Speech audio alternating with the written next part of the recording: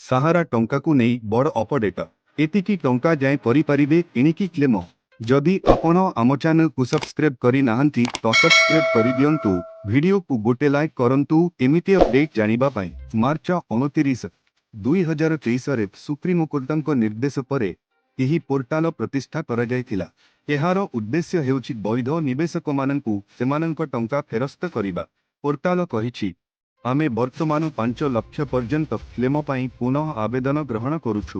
5 ଲକ୍ଷରୁ ଅଧିକ ଟଙ୍କା କ୍ଲେମ କରିବାର ତାରିଖ ପରେ ଘୋଷଣା କରାଯିବ।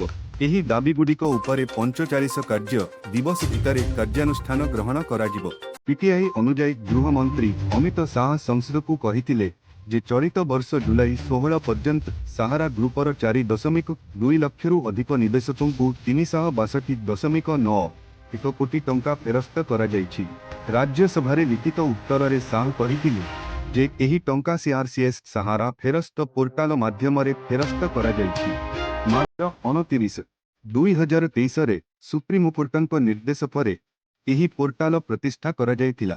ଏହାର ଉଦ୍ଦେଶ୍ୟ ହେଉଛି ବୈଧ ନିବେଶକମାନଙ୍କୁ ସେମାନଙ୍କ ଟଙ୍କା ଫେରସ୍ତ କରିବା। କହିବାକୁ ଗଲେ ସମୁଦାୟ 88 କୋଟି ନିବେଶକଙ୍କ 86,673 କୋଟି ଟଙ୍କା ସାହାରା ଗ୍ରୁପରେ ଅଟକି ରହିଛି।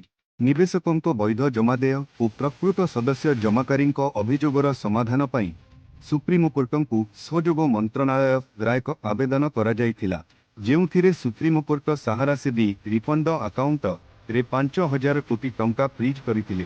ଏହାକୁ ସମବାୟ ସମିତିର ସେଣ୍ଟ୍ରାଲ ରେଜିଷ୍ଟ୍ରାରକୁ ସ୍ଥାନାନ୍ତର କରିବାକୁ ନିର୍ଦ୍ଦେଶ ଦିଆଯାଇଛି। ପୋର୍ଟାଲରେ କୁହାଯାଇଛି ଯେ ସମସ୍ତ 4 ସୋସାଇଟି ସହ ଜଡ଼ିତ ସମସ୍ତ ଦାବି ଦାଖଲ କରିବାକୁ ଜମାକାରୀଙ୍କୁ ଅନୁରୋଧ କରାଯାଇଛି। କେବଳ ପୋର୍ଟାଲ ମାଧ୍ୟମରେ ଅନଲାଇନରେ ଦାଖଲ ହୋଇଥିବା ଦାବିକୁ ବିଚାର କରାଯିବ। ଦାବି କରିବାକୁ ଏଥିପାଇଁ କୌଣସି ଦେୟ ନାହିଁ। କୌଣସି ବୈଷୟିକ ସମସ୍ୟା ପାଇଁ ଟୋଲ୍ ଫ୍ରି ନମ୍ବର 052269,37,100 ସହିତ ଯୋଗାଯୋଗ କରନ୍ତୁ।